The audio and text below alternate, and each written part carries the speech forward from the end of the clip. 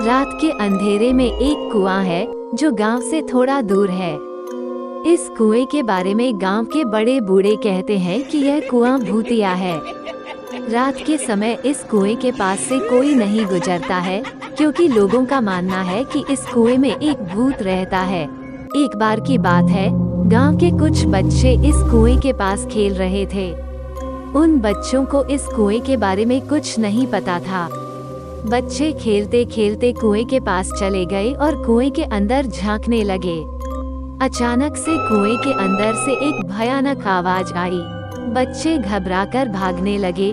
बच्चे तो भाग गए, लेकिन उनमें से एक बच्चा कुएं के पास ही गिर गया। बच्चा कुएं के अंदर गिर गया और चीख चिल्लाने लगा। बच्चे की आवाज सुनकर गांव के लोग कुएं के पास आए। लोगों ने बच्चे को कुएं से बाहर निकालने की कोशिश की, लेकिन बच्चा कुएं के अंदर गहराई में चला गया था। लोगों ने बच्चे को कुएं से बाहर नहीं निकाल पाए और बच्चा कुएं के अंदर ही डूब गया। बच्चा के डूबने के बाद से उस कुएं को भूतिया कुआं कहा जाने लगा।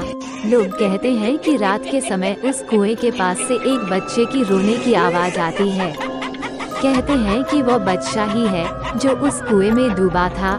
एक बार की बात है, गांव का एक युवक उस कुएं के पास से गुजर रहा था। युवक ने सुना कि कुएं के अंदर से एक बच्चे की रोने की आवाज आ रही है। युवक घबरा गया, लेकिन वह बच्चे को बचाने के लिए कुएं के अंदर उतर गया। युवक कुएं के अंदर उतरा, लेकिन उसे बच्चा कहीं नहीं मिला। युवक ने बहुत कोशिश की, लेकिन बच्चे को नहीं ढूंढ पाया।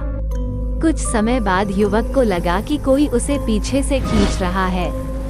युवक ने पीछे देखा तो उसने देखा कि एक भयानक सा भूत उसे खींच रहा है।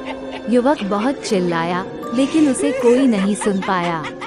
भूत युवक को कुएं के अंदर खींच ले गया और युवक कुएं के अंदर ही गायब हो गया।